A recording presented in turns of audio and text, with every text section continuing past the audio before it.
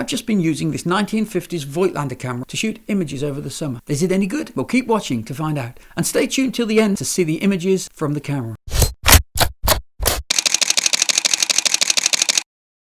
Hi, I'm Phil Riley, and just before we get into the nitty-gritty of hearing how the Voigtlander Vito B performed, please take a second to subscribe and hit the bell icon to be the first to watch new content about cameras and photography. This is part 2 of a video of the Voigtlander Vito B camera. Now, these were produced between 1954 and 1959, and they're selling online for as little as £20. I talked in the first video about what I was expecting and how the aftermarket add-on rangefinder might work. I put up a link to that video just here. Now, using this camera is a test of memory, and for a guy in his 50s, well, that's not always my strong point. I usually shoot 28mm lenses, 35 at a push, so first up with a 50mm lens, I had to remember to keep standing further back when I composed an image. I did actually keep finding myself seeing something, composing it in my head, bringing the camera up to my eye, and then having to quickly shuffle backwards to get everything in. It's a slow process shooting with this camera. Once you have your image composed, then it's over to a light meter to take a reading. And once you've got the reading with the relevant aperture and shutter settings, you've got to transfer them from the meter to the camera. And then it's onto the rangefinder. Align the images in the rangefinder and the dial on the back will give you the distance reading. Then it's back to the camera lens to set that distance. And now I'm ready to shoot. Well, suffice it to say that this isn't the camera you'd want if you were a wildlife photographer. If you were on the Serengeti photographing lions, they'd probably have lived, died and had cubs before you'd even taken your first shot. And that's if they hadn't eaten you while you were fiddling about with your camera. So,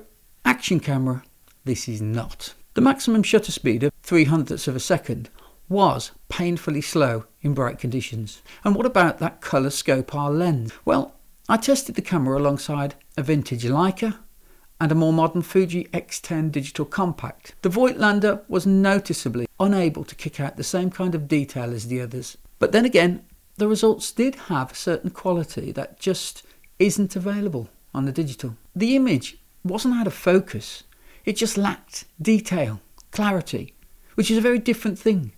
In the digital world, we'd be talking about pixelation, which is horrible. But with film, I have to say, it is actually quite charming. That said, focusing of the Voigtlander is its Achilles heel. You see, what I hadn't considered was that the distance dial on the back of the rangefinder had rather large gaps between the numbers. The gap between 4 and 5 feet, for instance, is the best part of a centimetre. And so if your reading is in between 4 and 5, then you need to guess by how much it's in between and transfer that amount onto the lens markings. Now, if the lens is a 28mm or a 35, then that wouldn't be so critical. But with a 50mm, then even a tiny amount out and the image is going to be soft. I found that the closer the subject was to the camera, the harder it was to get a sharp image. You get into the realms of acceptably sharp rather than pin sharp, and that might have been okay in 1954, but it's not acceptable today. You'd be forgiven for thinking I didn't enjoy this camera, and that's not true. It's a very satisfying camera to use. Its ergonomics are good. The shutter sound is satisfyingly old. The shutter button is light and it's good and heavy. And of course, let's not forget the price. This thing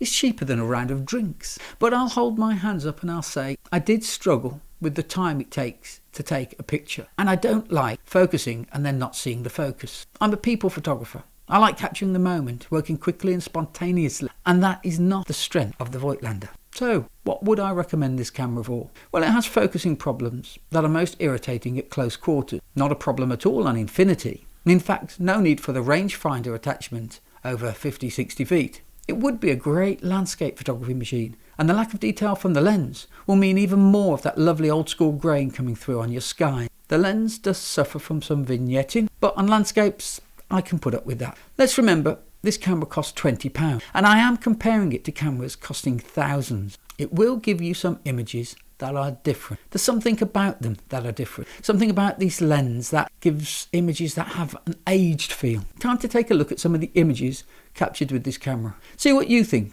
Leave some thoughts in the comments section. And please take a second to subscribe to the channel. So here's the first image from the Voigtlander. As you can see, it's got that aged feel. You can see the grain, a slight lack of clarity. in the face and in the detail on the wall. Let's have a look at a picture taken on a digital. There we go. That's on a Fuji X10, and you can see the extra detail, slightly punchy, but it doesn't have that authentic feel. We'll zoom in and have a look side by side. I think you can see the clarity.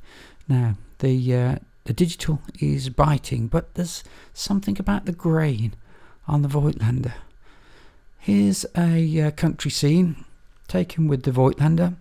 As you can see, there's a little bit of vignetting going on, but it kind of adds. Now let's have a look at a Leica. You can see the biting sharpness on the lens, the tree in the background, the lamb in the foreground, so much more detail.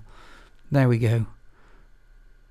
A lot more detail to that Leica image, but then again, that's an extra £980. That's an awful lot of money for a bit of extra sharpness. Is it worth it? Okay, here's a portrait taken through an old shed in the countryside. That's on the Voigtlander, and that's taken on a Fuji digital, the X10.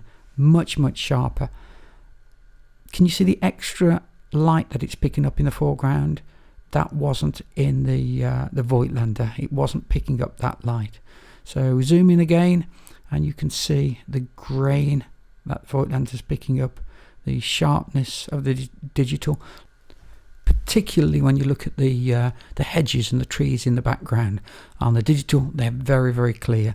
But I don't know, is it better? Now onto a church scene. This is the Voigtlander. I really like the effect the grain is giving in that sky. That's really nice. This is the Leica. It is taken on a different day, different lighting conditions, but you can see the biting sharpness on the Leica lens. I say softness, it's not out of focus, it's just lacking detail, that Voigtlander lens. Now a few pictures just from the Voigtlander. This is a church scene. I thought we'd try something into the light, see how it coped with it, and it really accentuates that heavy grain. And into the Cotswolds, a pretty cottage scene. The Voigtlander's done really well. This is full sunlight, and I think it's done really well. That's fantastic for a 20 quid camera. Passing gentleman went past the cottage, didn't mind having his picture taken with a vintage camera, and again, it's made a really good job of it, I have to say. And this is my favourite picture from the test day. The Voigtlander's done really well on this picture. The grain has just made the picture jump out. I'm really pleased with that £20 camera. So to sum up, this camera really is good fun, and it's an absolute bargain at 20 quid. But it's not a professional camera. It's not a workhorse. Don't go out there doing weddings with it. It's a hobby camera to go out and do some really nice landscapes with a historic effect, a nice grainy effect. Go get one. Go have some fun.